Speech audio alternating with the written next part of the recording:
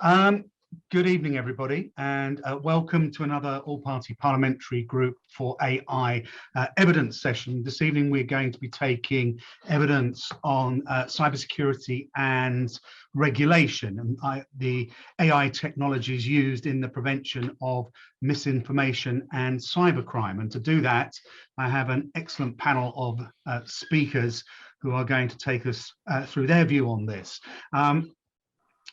But before I come to them, I would like to welcome my co-chair, Tim Clement-Jones. Tim, I don't know if you want to say one or two opening words, and then I'll ask Birgitte if she wants to say anything briefly, and then I'll introduce our panel and we'll go with our first speaker, who is going to be Nick Pickles. Now, Nick, unfortunately, has succumbed to flu, so he's going to do his presentation.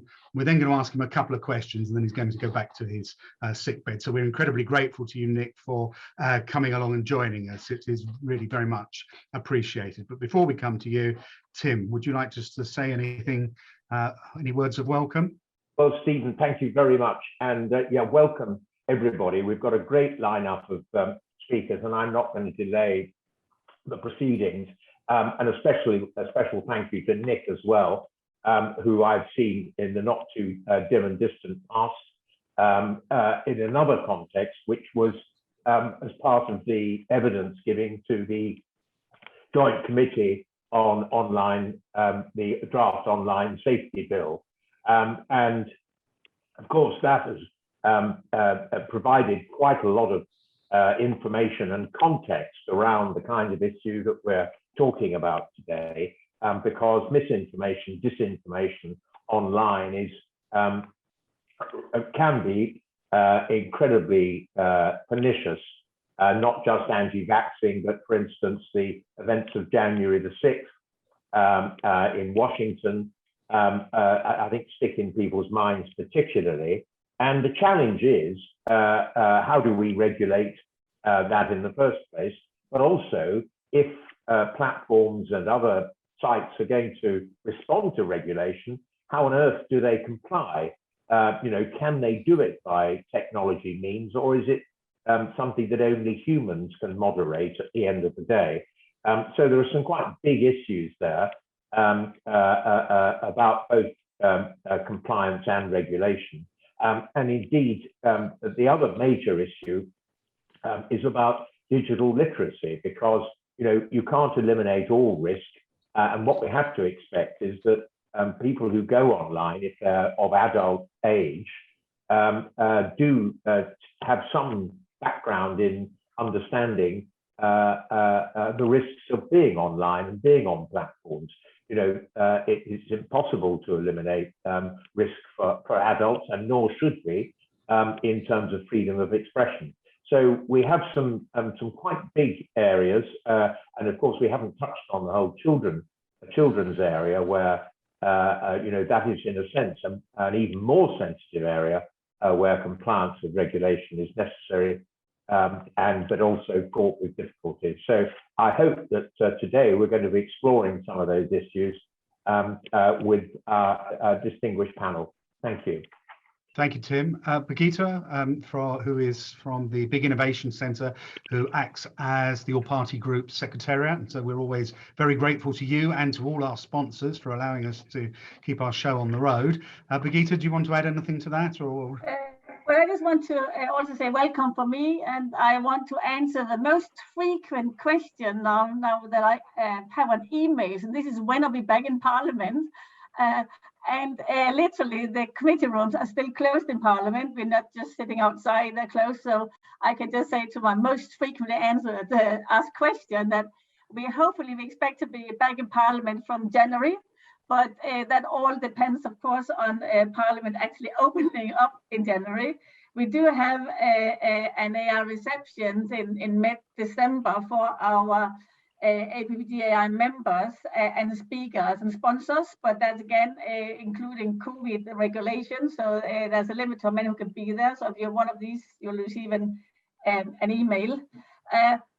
On the topic of today, I think that something that's very important. This, of course, is what are the incentives for disinformation? and what are the incentives to stop disinformation, and what are the business models for that deals with the spread of disinformation or the ending of it, and is there any ways in which education can fight against the business models, or does it require a joint approach through regulation or to common sense? So these are some of the things which I think are very important, and I look forward to hear the debate. Thank you so much for me. Thank you, Birgitte, and again, thank you for your sponsorship. Right, so let us move on. As I said, our first speaker is Nick Pickles. Nick is Senior Director of Global Public Policy Strategy, Development and Partnerships at Twitter. And Nick, we're very grateful for you to join us, particularly when you're unwell. Nick, welcome. 7 minutes, please. Thank you, Chair, and great to be here. And this is such an enormous challenge. I'll come at it from a number of different angles. My team at Twitter is responsible for a host of different things. We're the team that works closely with our product and trust and safety teams on designing kind of changes to the product and the policies. We run partnerships with some of our critical global partners. So through the pandemic, the World Health Organization partnership, my team runs, as well as with NGOs around the world. And we also actually are looking at the big picture of how we shape regulation. And so last month we published a white paper which sets out some very high level principles that we think should inform and guide policymaking. And I think the starting point for that paper is very much a realization that regulation cannot solve everything. And I think it's sometimes when we hear talk about the objective being to have no misinformation online, I think an early acceptance that's very unlikely to be achievable, not least given that we all tend to disagree on what constitutes disinformation, often based on our own personal views. So from our perspective, I think the first question is content removal is only ever one option. I think in the past we've often said if it's bad, it must come down. And actually there's a range of interventions that we can apply that can improve the health of the ecosystem without having to remove speech. And I think that is a really important part of how you strike the balance between a regulatory response, but also one that recognizes that particularly in some of these policy areas, in a free society, you are going to have people with different perspectives, and that particularly when it comes to regulation, one of the challenges we are seeing is this trend from policymakers to set very high level policy objectives and then have private companies make the decisions of what meets that threshold. And certainly one of the things that we've raised as a concern in the online safety bill is that the very broad definitions inevitably are going to push some of that decision making onto private companies rather than being made by legislators. And that's something we've seen around the world and is a trend. I also think the previous comment actually is incredibly important. Incentives are very, very significant as a part of this. Twitter is, if you like, the surface layer. You see the content that people are sharing. The underlying infrastructure often contributes to the incentives. And I think particularly in the space of disinformation, financial incentives are a real part of the challenge. And it may seem strange, but if you look at, for example, many of the people who are now prominent in the anti-vaccine space actually sell products. They'll sell supplements. And those of you who have been following these issues for a long time may recall things like people selling filters to remove fluoride from water. They were selling the product, and actually the products themselves were not regulated. And so there's a whole industry of kind of pseudo-pharmaceutical products there, which are generating revenue. The disinformation is a sales pitch for a product. And if you remove the financial incentive of the product, the disinformation itself becomes unprofitable, and that removes the incentive to create it. Secondly, collaboration. Again, something you can't do from regulation, but often when we look at this space, you look at the social media sort of space as a sort of silo. And we're part of something called the Coalition for Content Provenance and Authenticity. And that's really interesting because it's bringing together both people like the New York Times and the BBC, but also Adobe, who make the software that you might use to edit videos to use online. And so long term, this question of how you verify a piece of content is something that's going to be incredibly important, because as was mentioned, having a human watch this content is very difficult to scale. The reason for that, and I had this conversation with a group of regulators from Ofcom last week, the reality of AI versus the perception of AI is quite a challenge right now. AI isn't really here yet. We're basically working on machine learning. And what that means is you have two content moderation approaches. You can try and say, does a piece of content, is it the same as another piece of content you've already identified? And that's the technique used by Microsoft's photo DNA to identify child abuse material now. Or you can basically get a probability of, is this content like a piece of content you've already identified? And then you have to make a decision about, do you remove something based on a probability? That's not AI. And the real kind of objective of AI is many, many years in the future. But one of the critical things, and I'm really excited you've got David Rand speaking today, is behavior is a whole other form of analysis that doesn't require you to look at content. So you can look at how accounts behave and the signals they give you, a phone number, an email address, their IPs, and you can do a lot of work at that level without needing to read the content. And so for us, it's far quicker to identify a fake account than it is to read all the tweets and decide if they break a misinformation policy. So different angles, you don't just have to rely on content. I think the really hard thing of this is, companies like Twitter have rules. If you tell someone, go vote on Wednesday and the election's on Thursday, we'll take that down because it's telling people the wrong information about how to vote. But if you say, pick a example at random, how much money is sent to the EU from the UK? Well, actually, as a company, deciding whether that's true or false isn't really our role. And so we've been experimenting with a number of different interventions, putting accounts, labeling accounts. We've been looking at things like putting labels on tweets, but also things like nudges where you're about to retweet something you haven't read. And we'll prompt you and say, you sure you want to retweet this? You haven't read it. And we actually found in that space, 40% of people more read the article because we prompted them. It doesn't require you to make a judgment on the content, you just do it on the behavior. So one of the questions that was asked in the brief was, what have we learned? And if I can take the example of state disinformation as an example, 5 years ago, it was quite a famous case, and I'm sure Professor Innes will talk about this in more. There was an attempt by the Russian Internet Research Agency to start a scare about turkeys having Ebola before Thanksgiving. And it didn't really gain much traction. And so over the time, the tactics evolved. And the tactics moved from spreading outright falsehoods to amplifying existing social divisions. So it doesn't require you to be false. You would amplify real Americans in this case and try and start arguments. And one of the things that we found was there's been a change in this space from using fake accounts and fake personas into using real apparatus of the state, state-controlled media, government officials, including some embassy accounts. And so in that space, we changed a number of policies. State media can't advertise anymore. They have a label on them. We don't amplify them or recommend them. So if you go to a Russia Today page, you see very clearly this is Russian state media. It's organically available, but that balance and a lot of that understanding was made possible because we actually published the archives of the data we removed from those Russian operations. And so one of the things that we always encourage policymakers to think about is how to expand the legal protections for publishing more data. So I'll stop there because I'm conscious of time, but as I say, this user behavior piece is something that is often forgotten about, but I think is a big opportunity to increase digital literacy without relying on content moderation as the only kind of approach. Nick, thank you very much for that. That was absolutely fascinating, I have to say. Although I've got questions, I'm going to ask Tim if you've got a quick question that you want to pose. And I can't see that anyone's put anything into the Q&A. If anyone does want to, there is one now. So, okay, we'll probably come to that one afterwards. Tim.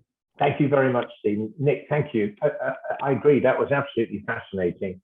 And in a sense, you went a little bit further into the technical capabilities that you have.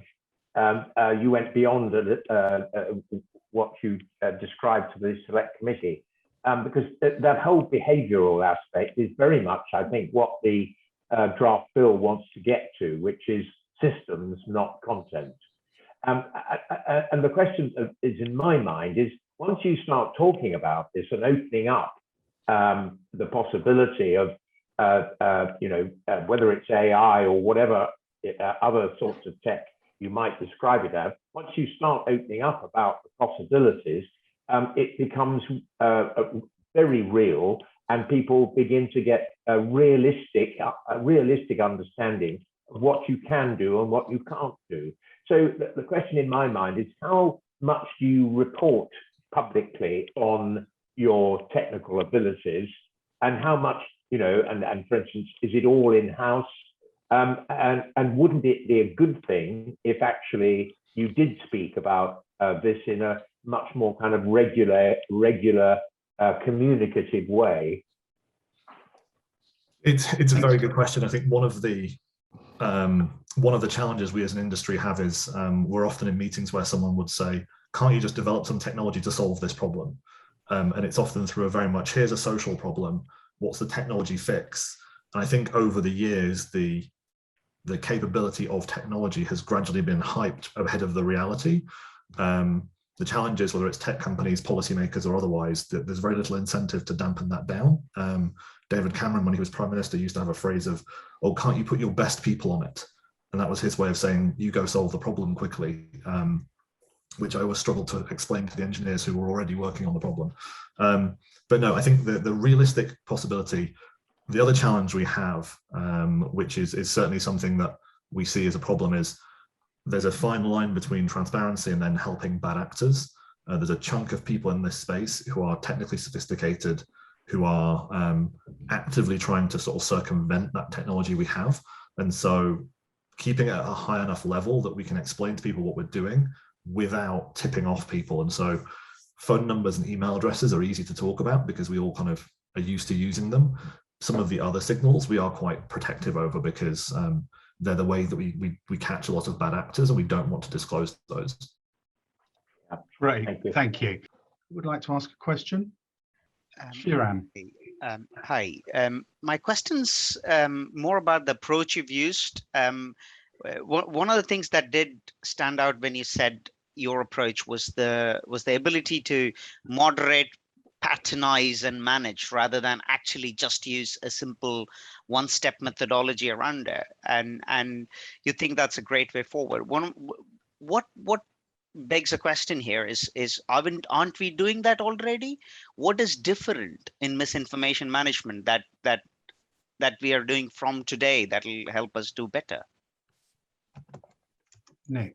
Great question. One of the things that I think we actually, this is ironic coming from a tech company, I don't think we use technology enough to talk to people. I'll give you a really simple example. Beginning of COVID, we started to see the 5G conspiracy spreading. Not the first time there was 4G conspiracies, there were 3G conspiracies. We went to put on Twitter, we have a number of features where if you search for something, we give you an information box at the top.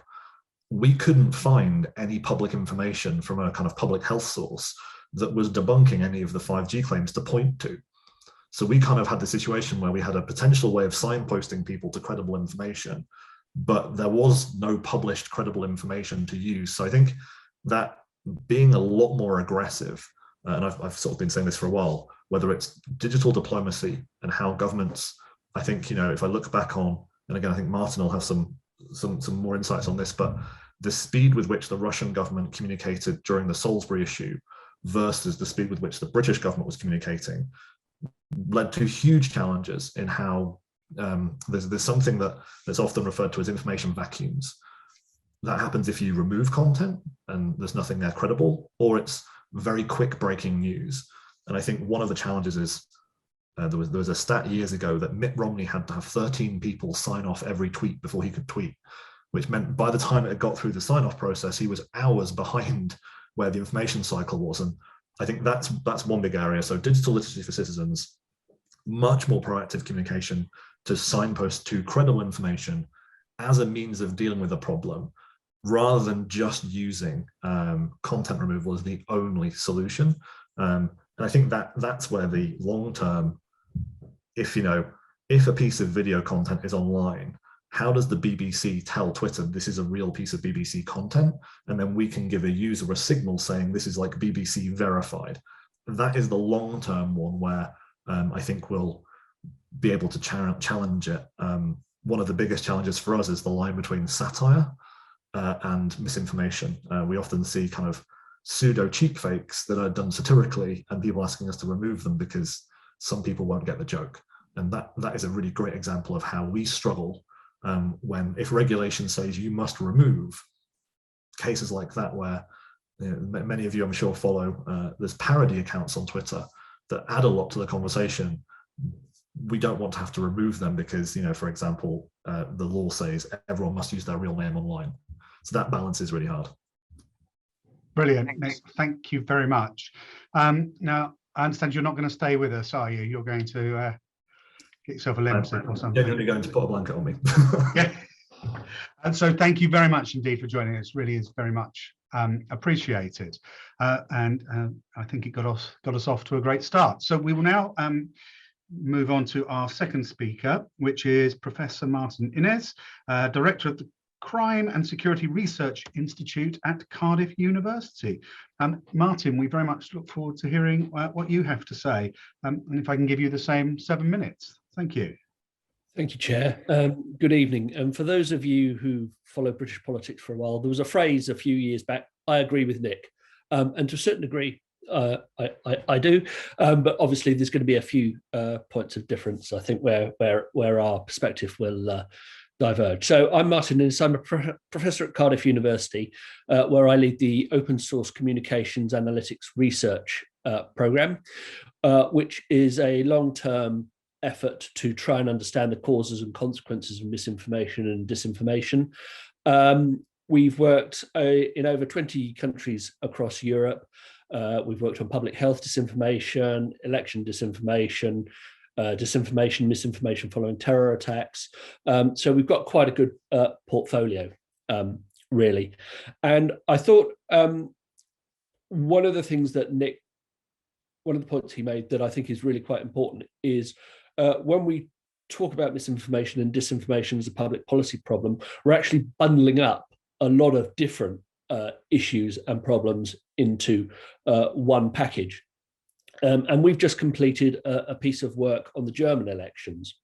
And I think that was fascinating because what we saw happening in the lead up to the German elections was a number of different problems with misinformation and disinformation overlapping and interacting.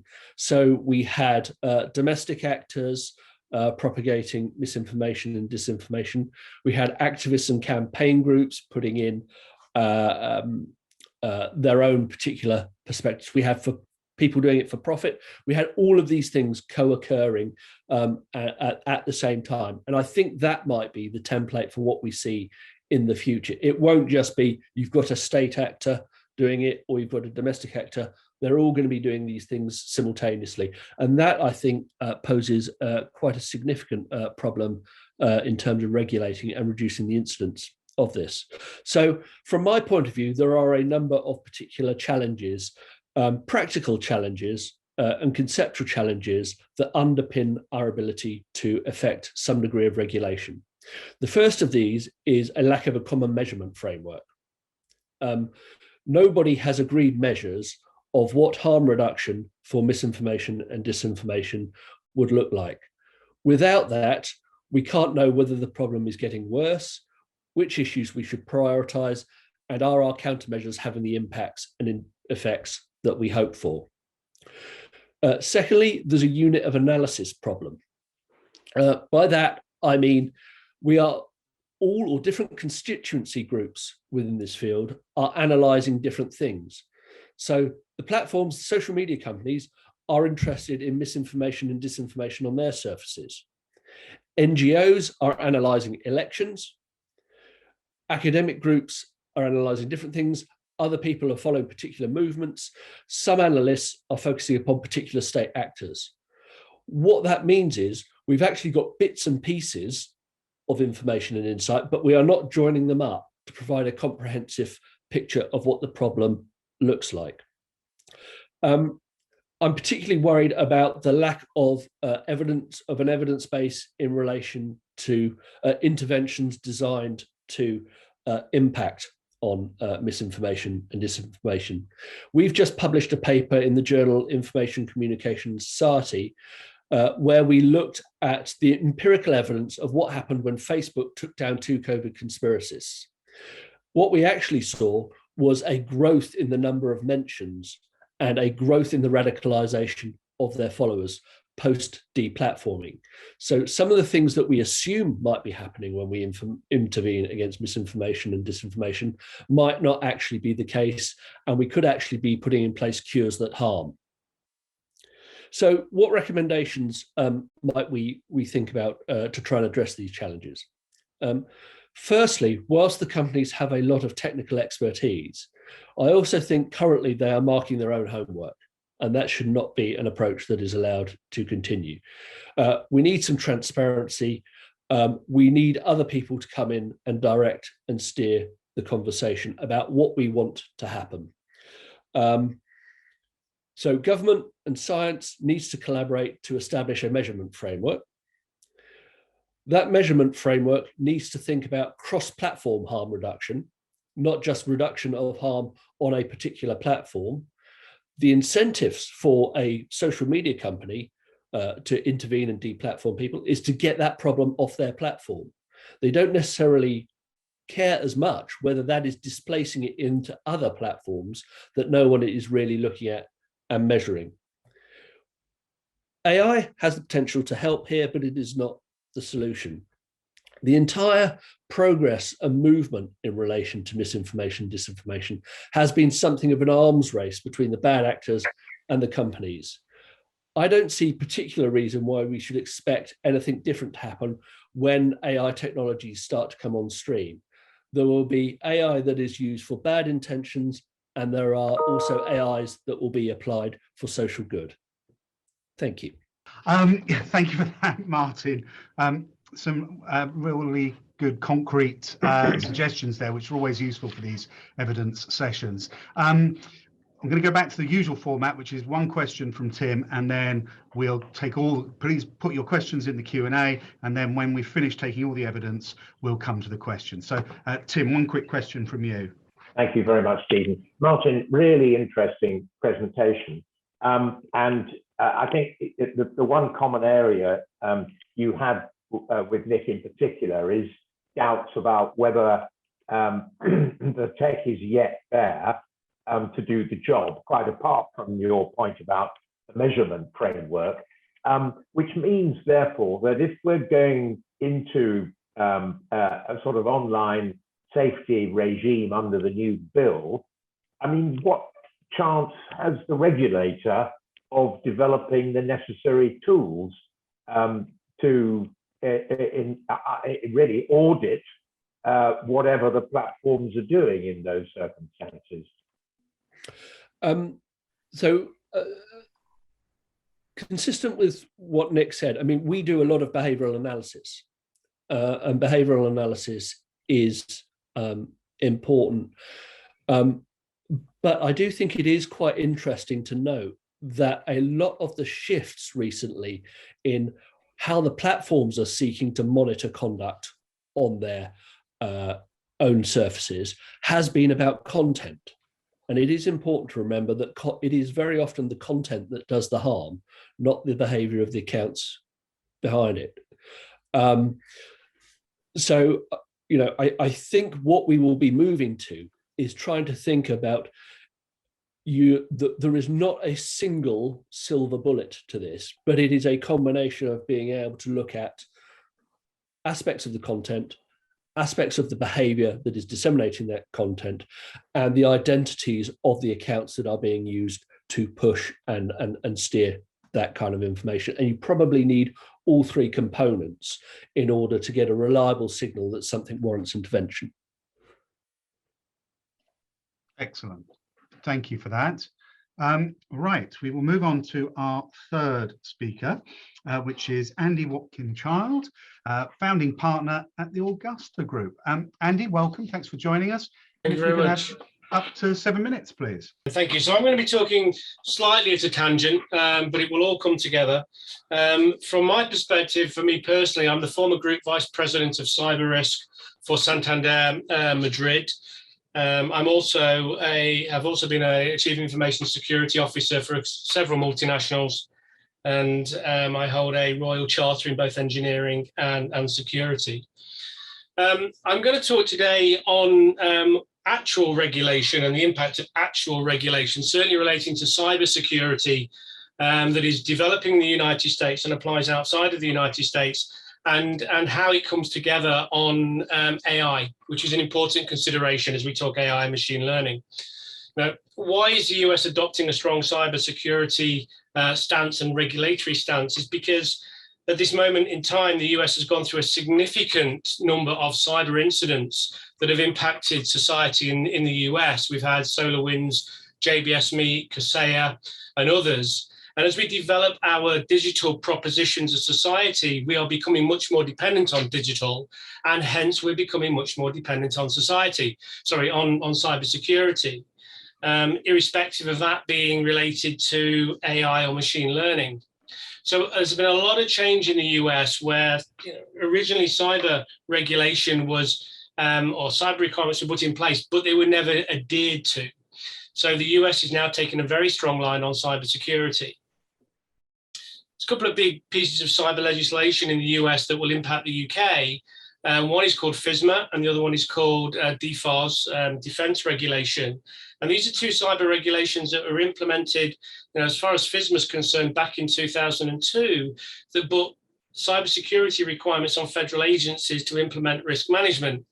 And more recently, as far back as December 2017, the Department of Defense implemented DFARS regulation on US Department of Defense contractors.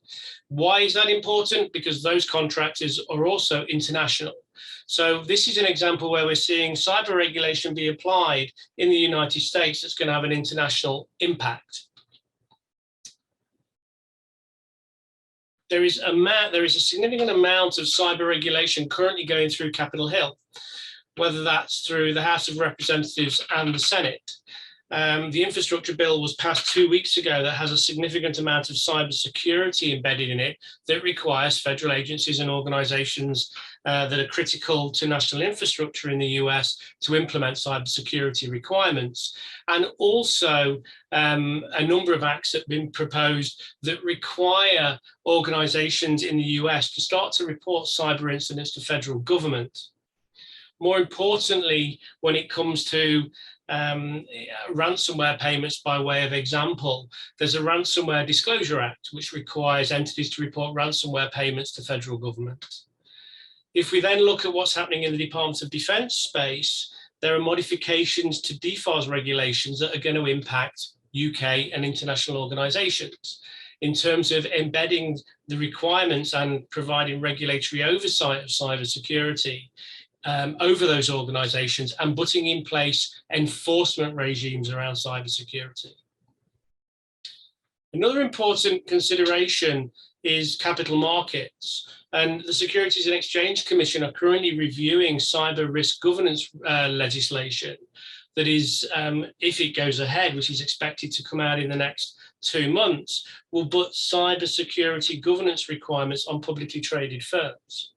This is publicly traded firms, by the way, like Twitter, Microsoft, Facebook, and it's gonna require them to provide governance reporting, because they are publicly traded firms in the US, around cybersecurity and cyber risk. The regulatory enforcement regime in the US has changed drastically in the last 2 months. Department of Justice have announced that they are going to take a very strict view on the use of the False Claims Act to provide oversight of failure of contractors and subcontractors to federal government for their implementation of cybersecurity. And the Department of Treasury is also looking at has also announced that it's going to focus on the use of the Office of Foreign Asset Control to oversight ransomware payments. And finally, as we said, the Securities and Exchange Commission have got very strict reporting requirements and are well known to enforce regulation on behalf of capital markets. When this comes through in terms of cyber risk governance, I think we can expect there to be a strong oversight of cybersecurity within capital markets and publicly traded firms. There are economic implications relating to cyber. One is the US is looking to develop very, very high standards of cybersecurity. The challenge with that is if national cybersecurity standards are not as high, it's very clear that the US line is going very much down that of, if you don't comply with our standards, we reserve the right not to procure from you, as in DFARS regulation in the DoD, where the DoD reserves the right not to issue a contract if you don't comply to their cybersecurity standards. Our dependence, for example, as a country on the US DoD creates economic challenges for our defense industry base. If we don't comply to US Department of Defense cyber standards, we may lose out and not get contracts. That is a very real, concern. Another challenge for us as we now start to get this and wrap around AI and machine learning and our own economic development, we do not have a cyber aware and cyber skilled culture in general terms here in the UK. So we have to really stand back and think about how we're going to develop the next generation of cybersecurity professionals, because they're going to be required to provide oversight, assurance and security when we start to develop AI, machine learning platforms, and be able to get better control of AI and machine learning and secure it. Finally, if we think of AI and machine learning, it relies on IT and OT platforms. It relies on systems that can be vulnerable to cyber attack, systems that collect and share information that is my personal information, your personal information, and personal information of members of society. We know cyber is a significant issue, and we need to manage and maintain our cybersecurity posture and improve it. As AI and machine learning develops, one of the challenges we face is AI will start to overtake and will take over our lives, driverless cars and airborne taxis, for example. Cyber presents problems to those platforms. If we do not embed cybersecurity requirements into those platforms, they become vulnerable. So, if we are not focusing on cybersecurity now, as we start to look at AI and machine learning, what does the future hold? Is a question I think I'd like to leave everybody with as we move forward, as the US is now starting to develop a much more cyber aware society and creating a much more mature cybersecurity posture that it is now pushing out across the world through regulation. Thank you, Andy. That's really helpful. And it does seem that the US is doing an awful lot in this space. A quick question from Tim. And then we'll move on. As I said before, please, if you are an attendee, you can use the Q&A to post your questions and Désirée will marshal those. If you're a panelist, you'll just be able to indicate and ask a question when we come to the end. Tim. Thanks, Stephen. As Stephen says, Andy, a very interesting presentation. I mean, the focus on cybersecurity in the US is very interesting, because the contrast with Europe and indeed ourselves is that we tend to look at it through the lens more of data protection and AI regulation. Do you think that we're mistaken in that approach? Because it seems the US is going to be largely encompassing any AI or data protection within their cybersecurity regime. Now, it may just be a useful way of, in a sense, moving public opinion towards a data protection regime.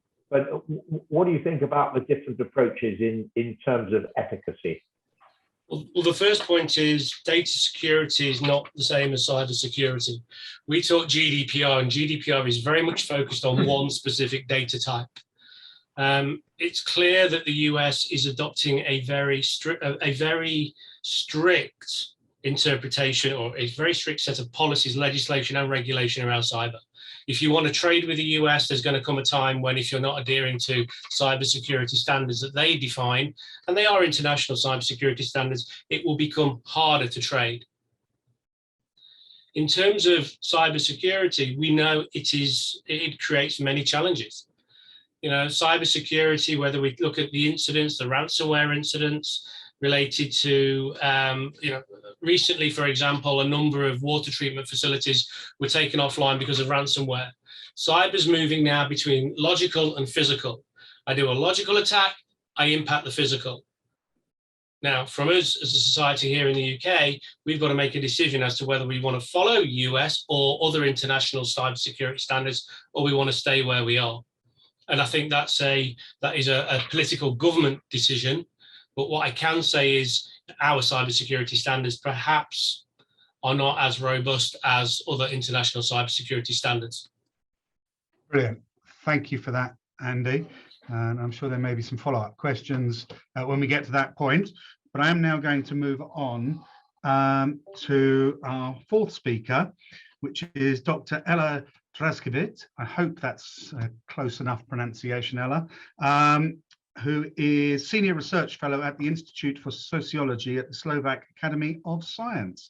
Ella, 7 minutes from you, please. Thank you very much. I'm an anthropologist, so I find it super interesting how we differently understand the word behavior here, with a lot of people talking about behavior of accounts. I'm trying to look at the behavior of people who are reading those different tweets and misinformation, and I'm looking specifically at conspiracy theories, and my focus has been mostly on medical conspiracy theories. So this is what I base my contribution on today. And I think that most of the solutions regarding the spread of conspiracy theories have been based on the assumption that at the heart of the problem is knowledge deficiency, science denialism, and misinformation. So the assumption is that people have the right knowledge, they will behave reasonably. But my own work shows that facts and truth are not necessarily the most crucial factor in the spreading of conspiracy theories. And instead, these are issues of trust and complicated relationship between the state, citizens, and professionals, medical professionals, in the case of medical conspiracy theories. And here I wanted to share a story of the conflict over HPV vaccination in Ireland, something I have been studying since 2018. And in Ireland, around 2016, a significant drop from 88% to 51% uptake took place. And the most popular explanation for that, especially among health administrators and medical professionals, was that it was the misinformation. These were the stories, lies that were spread online that were to blame for that drop. But my research demonstrated that big portion of vaccination messaging that did concern facts and information about vaccine safety and efficiency, but a lot of them concerned trustworthiness of medical professionals and political elites of Ireland. And this is not something that we can really find in how we read messages. It's about the tone, the phrasing of the messages. So I think we have to be very careful when we analyze the data that is available online. So therefore, instead of focusing on what people know about vaccines, I think we should start by asking what is it that makes it easier for people to believe or disbelieve in science, or to trust or not trust doctors and health administrators. So for misinformation, rumors, or conspiracy theories to gain traction, they have to resonate with pre-existing experiences, individual or collective memories, cultural tropes. The stories that circulated in the Irish social media and regarded HPV vaccine discussed not only supposed risks that those vaccinations can make, but importantly, they also detailed the lack of support that Irish girls allegedly experiencing vaccination damage did not receive. So the stories were supposedly there is a vaccination damage and no one is here to help us. We are being ridiculed, doubted. So this is the messaging that people were hearing, and this is the messaging that they followed and believed, and what led to the drop in the vaccination uptake. People believe those stories not because they are gullible, but because they resonated with a long history of state failures regarding women's health and well-being in Ireland. They brought the memories of Magdalen laundries, of mother and baby homes, and they also brought memories of the most oppressive reproductive regime in Europe that up till 2018 had place in Ireland. So the conflict over HPV vaccine clearly showed that the problem of conspiracy theories was not so much about knowledge deficiency as about trust deficiency. Had Ireland not had those complicated histories, perhaps those stories would not gain such attraction. And the importance of socio-political context for the spread of conspiracy theories is also particularly visible in the ways in which certain theories gained traction during the pandemic. With Elisa Sobo of San Diego State University, we compared the cultural meanings of the COVID-19 conspiracy theories at the earliest stages of the pandemic in Poland, United States, and Ireland. And our research showed that even though on the surface, specific theories appear to be the same, so the government is hiding the truth about the disease, the government is lying to us, the reasons for such statements and the meanings that were attached to them differed. In Ireland, fears that the state was using the pandemic to gain more power resonated with the post-colonial memory of colonizer rule and nationalistic sentiments, emphasizing the need for independence from any foreign influence. In Poland, those statements reflected the fear that the state was concealing the truth to hide its own failures. In the United States, conspiratorial tropes were linked to a crisis of representation. The American dream of self-built prosperity had already been decaying for a long time, but during the pandemic, the limitation of freedoms became interpreted as intentional plot to ultimately destroy that dream. Clearly, conspiracy theories are not born in a vacuum, and instead they amplify the pre-existing fears and ideas about the world. Therefore, I would argue that to address the problem of conspiracy theories, we need holistic solutions which are tailored to specific contexts of each country and each society. We cannot only think about what technology will do for us. And we need solutions that will address local anxieties and support rebuilding of the social trust and political trust. So perhaps we need to also reconsider the political ideologies that so often are built on the fear of the other, and later that fear of the other is waved into conspiracy theories. It becomes the center of conspiracy theories. So basically my argument is that we have to get rid of those things that make conspiracy theories trigger something in us, emotional response. So what is also essential is that we find ways to prevent the digital media from exploiting these fears and capitalizing on them. Most importantly, we also have to find the ways to prevent digital media from actively creating fears. And in the last 5 years, I was a member of the COST network, which brought together the best European scholars on conspiracy theories. And we hardly agreed on anything, but the one thing that we agreed was our concern for the young generation. And young people are only building their repertoire of experiences, memories, values, and worldviews. And they are in the making and slowly shaping this resonance chamber that will either enhance or silence conspiracy theories when they, when they find them in their journey in life. So the youth are also what we call the digital natives. So we have to make sure that the environment they are inhabiting is safe. It's a safe space that does not create fears, and where conspiracy gaze is not the promoted gaze, it's not the normalized perspective. And the research shows that the best— Ella, sorry to interrupt. Can I ask you to sort of wrap up? Yeah, this is the last sentence. So the research shows that the best, if not the only way to address the problem of conspiracy theories is inoculation and development of strong information ethics. So I hope that we will move forward a little bit today with finding those ethics somewhere. Excellent. Thank you very much indeed for that. It must have been an interesting period for you over the last 18 months, giving you lots of new data to add to your research. So thank you for sharing that with us. Tim, a very quick question from you, please. Yeah. Thank you, Stephen. Very interesting, Ella, but I understand entirely your point about rebuilding social trust and so on. The context in which misinformation and disinformation takes place. But the platforms have to deal with the here and now. Mm-hmm.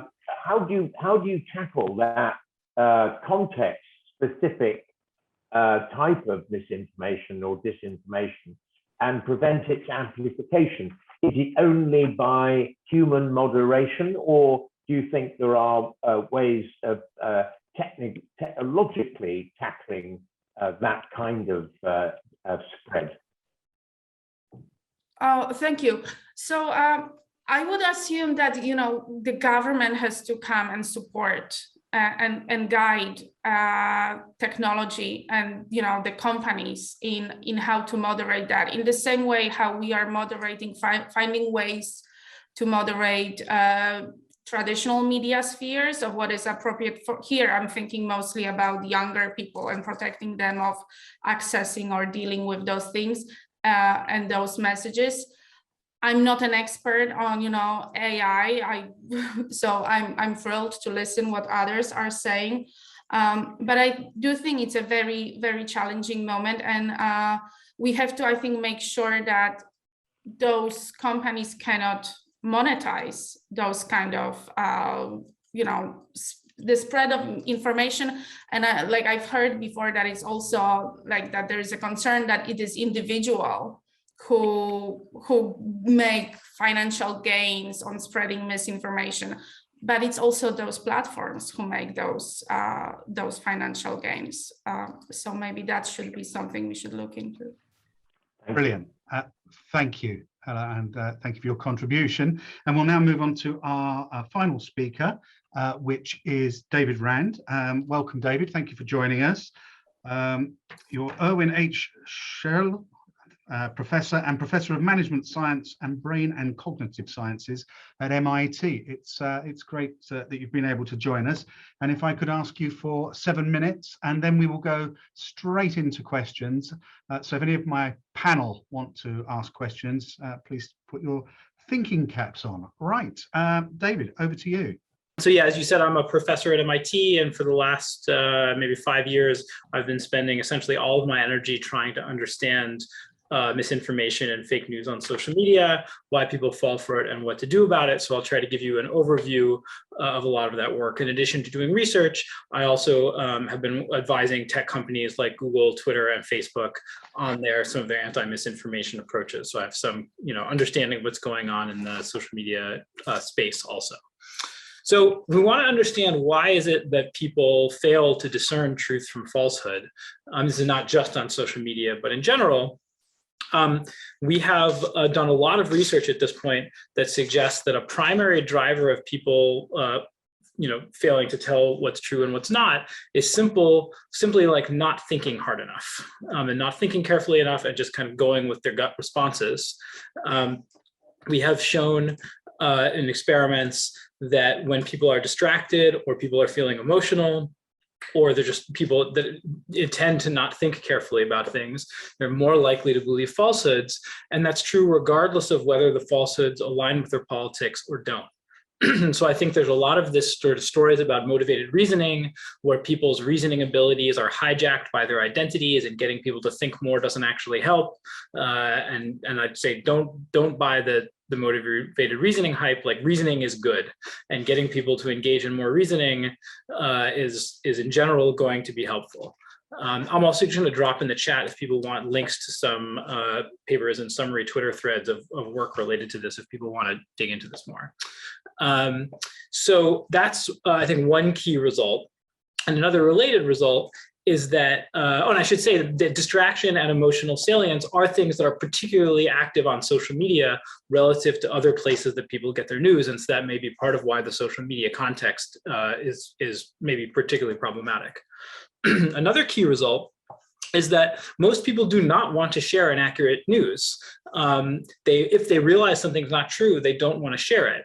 But the problem is they never even stop to think in the first place about whether it's true or not, because the social media context is focusing their attention on all this other social stuff. So they never even get to that first step. And so if it looks like something got shared by tens of thousands of people, you might think that means tens of thousands of people believe it, but probably not. It may just be that tens of thousands of people didn't bother to think about it and hit the share button.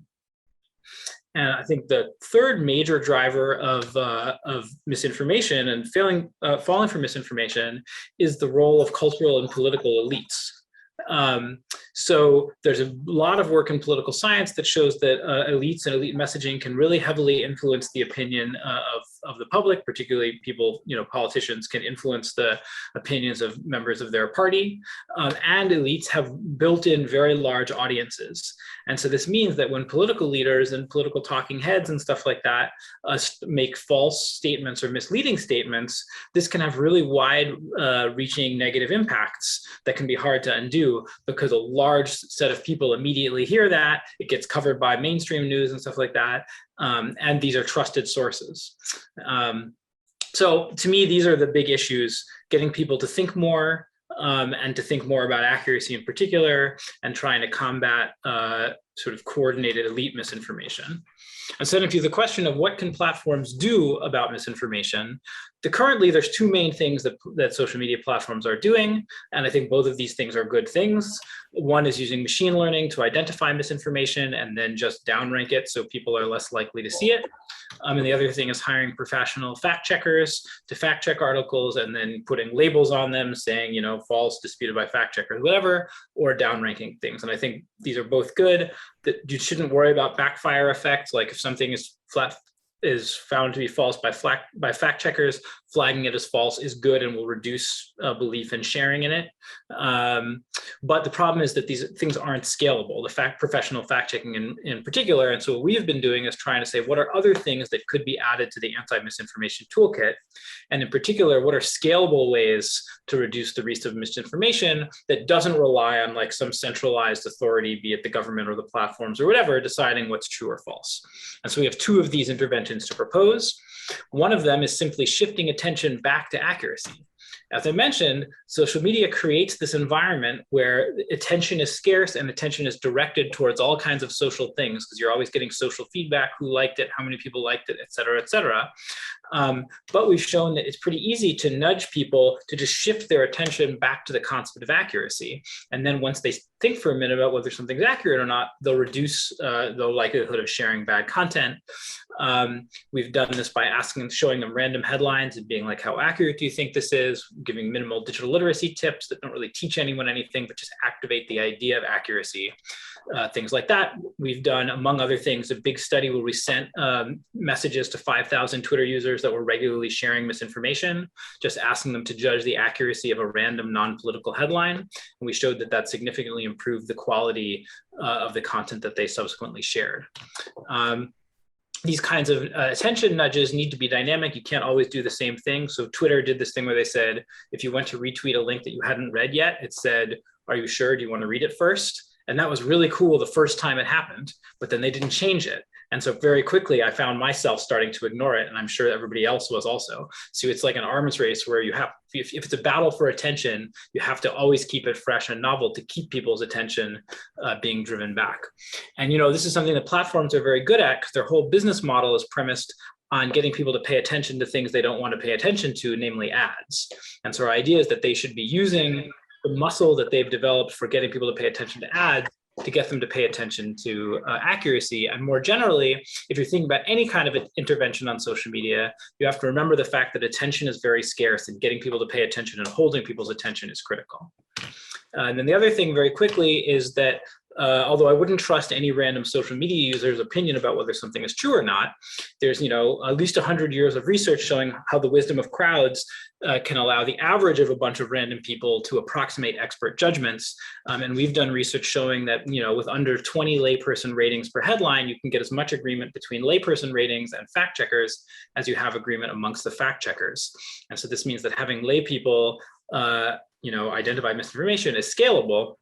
And then platforms can use those layperson ratings to either label content or downrank it. So shifting attention to accuracy and crowdsourcing are two important things to add to the toolkit.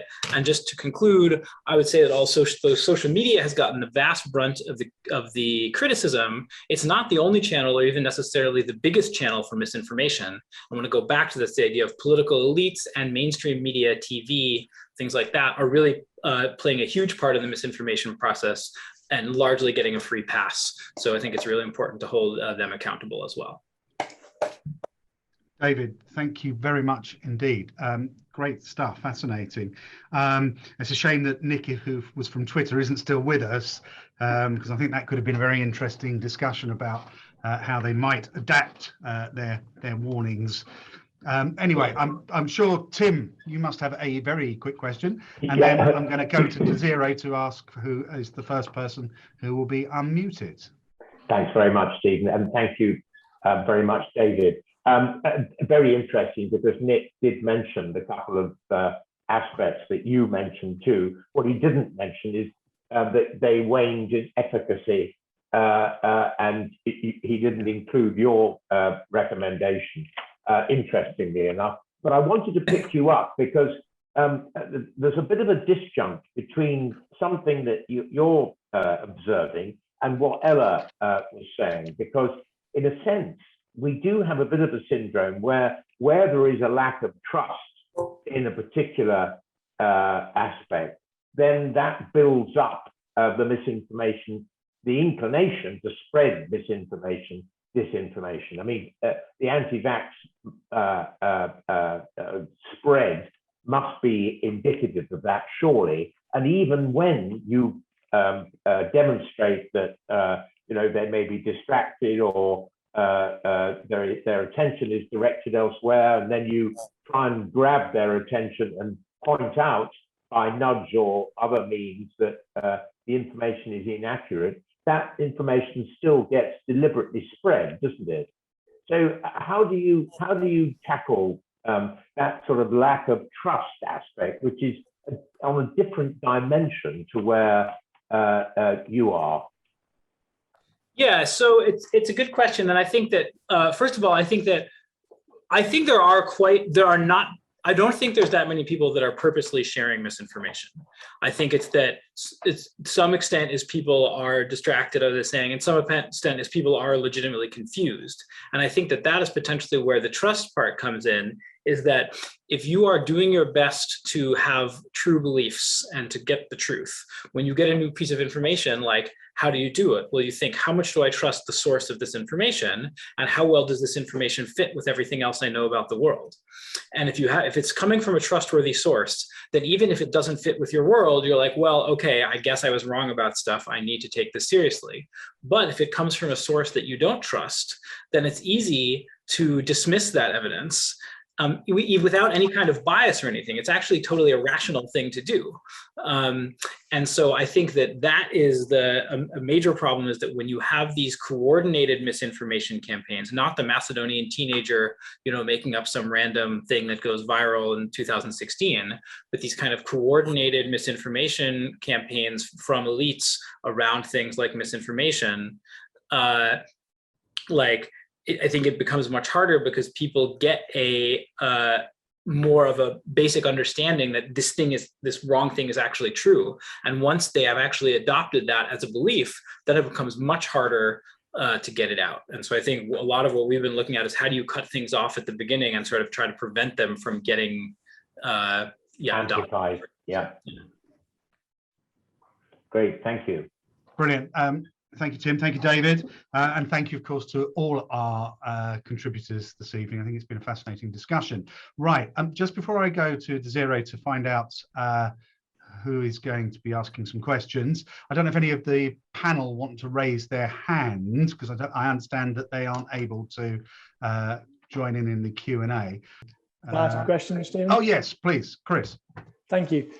Fantastic presentations. I think all of them showed that sense of this is the utter crashing together, smashing together of the technology and the human condition.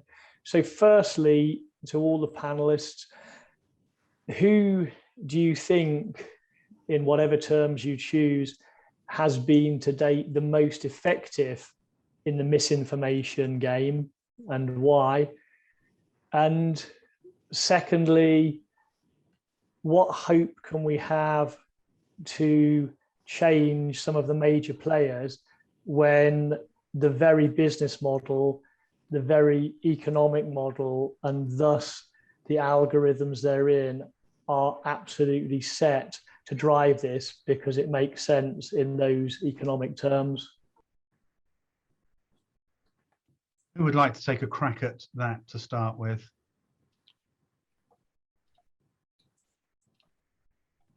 Feel free. Yes, please, Martin. Thank you for the question, Lord Holmes. I think the thing that I'd say is, of course, the most effective practitioner of disinformation is the ones that we don't know about yet. But personally, I do have a degree of professional admiration, I think, for the folks at the Internet Research Agency, and that because they pioneered a lot of the things that we are seeing. One of the things that I've been quite interested in is the ways in which some of the behavioral kind of techniques that they worked out have now been sort of adopted and adapted by lots of other kind of people functioning in this kind of space. So I think there's something really quite clever about some of this, and the fact that it's taking it such a long time to unpack and understand how and why it works is an indicator of that. I mean, I'd like to probably chip into there and just add a few other things as the cyber person, not necessarily the specialist in the whole disinformation space. The real concern is the use of disinformation as part of a tool set that's being developed by nation states. You know, we know cyber is now moving in, is very much a nation state driven by proxy. NATO takes cyber as another domain of cyber warfare. And when you bring in the whole disinformation, you start to bring a whole toolkit together of tools that can help destabilize society. Use misinformation along with other cyber techniques and cyber attacks to come together, and in fact affect how we live our lives. And it's a very complex suite of tools. And the whole psychological impact is just mind-blowing. Great, thank you. Any other parliamentary colleague want to ask a question? No, I can't see anyone indicating. In which case, any questions from the panel? If not, I'll go to Désirée and say, who are we going to unmute first? Désirée. We have a question from Tom Pickering. Okay, Tom, welcome. Thanks for joining us. Fire away. Thank you very much. I think the question I'd like to ask is rather psychological, which is around is technology the issue itself? And second point around cyber threats, with China's dominance of AI and quantum computing, are we creating impossible to defend cyber threats?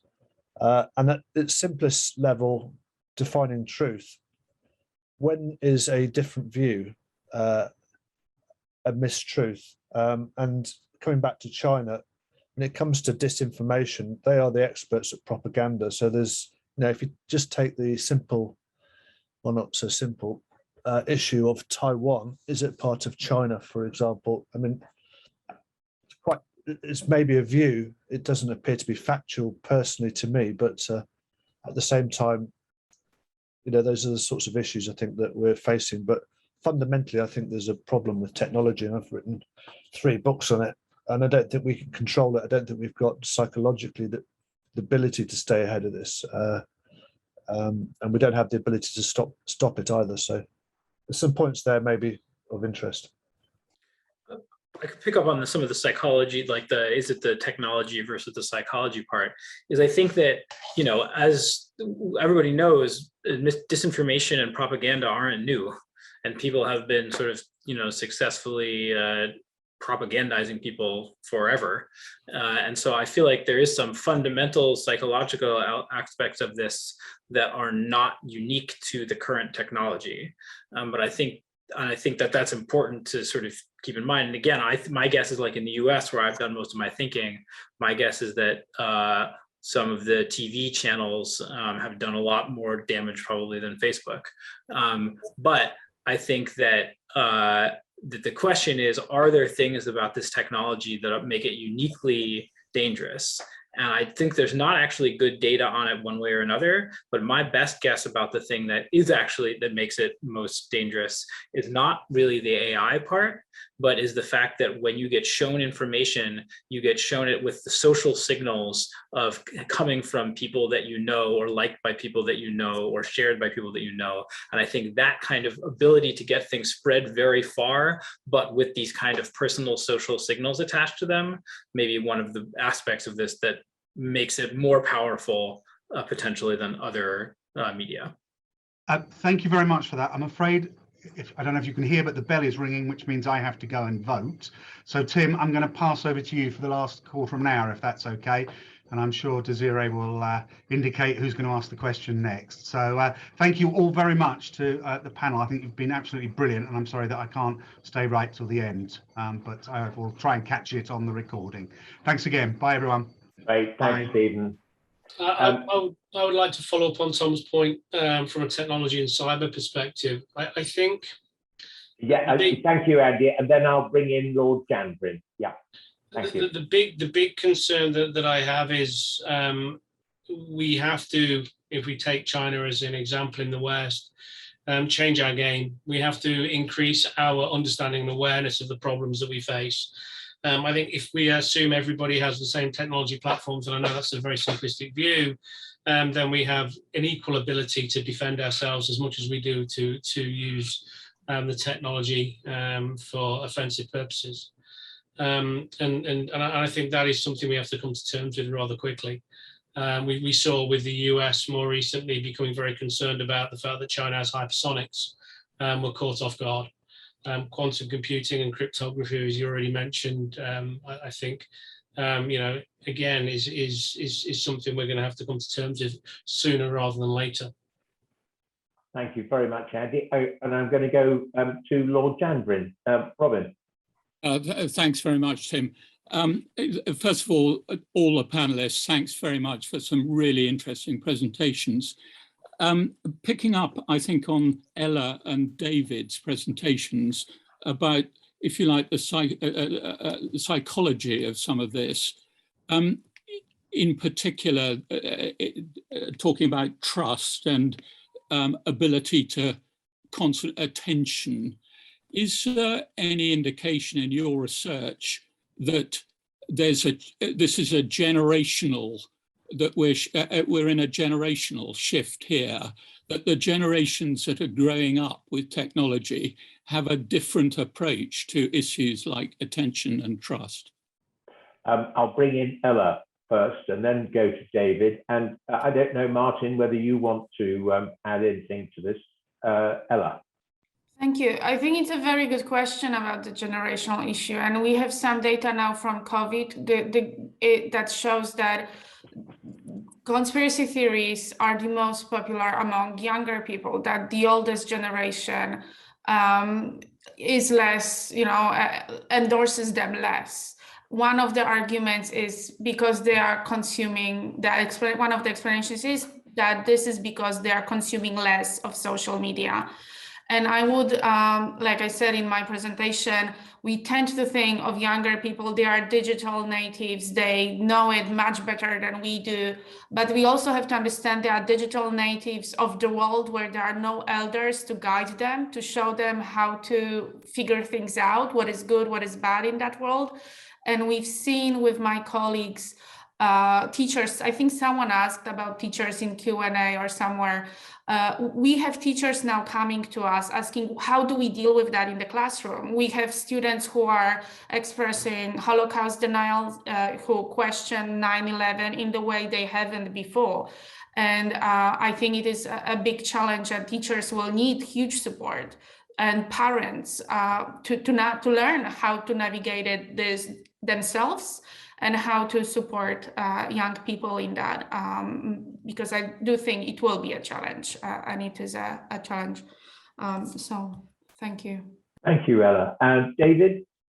Yeah, it's a really interesting question that I think the data on it and that I know of are sort of mixed, in the sense of when we do these survey experiments where we recruit nationally representative surveys, like samples in the US, for example, to do these surveys. And we also just did a huge cross-cultural study in 16 different countries where we were at least quota sampled to match the national distribution on age and gender, and filtering for social media users. We consistently find that older people are better at telling truth from falsehood and are less likely to believe false claims. The big cross-cultural study was using COVID information and misinformation.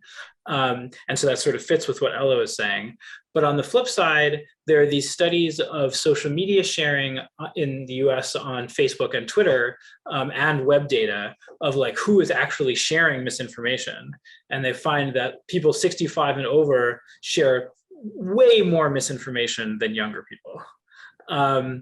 And so I think it's sort of an open question of how you reconcile these different relationships. We also have a study where we found that digital literacy, which I think is often quite correlated with age and is connected to what Ella was talking about, that digital literacy is, people that are higher on digital literacy are less likely to fall for falsehoods, but they're not any better in what they share. Again, because we think a lot of the sharing of misinformation is due to not paying attention rather than not actually knowing the truth. And so I think that this is another place where basically the data are complicated and it's not clear what's going on with the generational aspect of this. Slightly depressing final point there, David. Martin, did you want to contribute?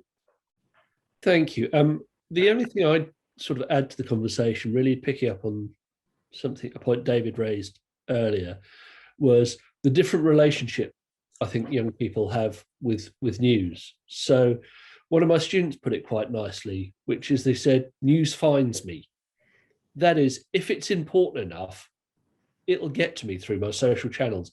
I don't necessarily have to go and actively watch the news or read a newspaper. If it's important, news finds me. And I think that's a very different relationship to kind of information and knowledge than perhaps previous generations have had. Thank you very much, Martin. Désirée, do we have time for one final question? I think so. So Peter Scott would like to ask a question, if he's still there. Yes, Peter, thank you very much. Can you hear me? Yep. Good.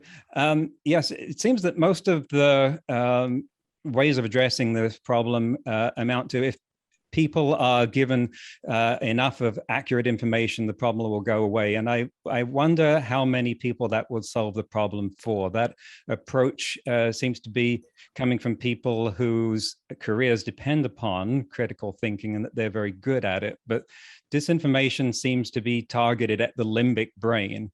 And emotion trumps logic just about every time. And I wonder if we're leaving on the table the possibility of psychological approaches that acknowledge that emotional reality and are crafted to be an emotional response. And as an example, I'll point out Taiwan, which has a policy of responding to disinformation at a government level within 20 minutes, otherwise it's not effective, with humor, that is crafted to mock and negate the disinformation in such a way as to be more appealing than the disinformation itself. I'd like to hear your comments.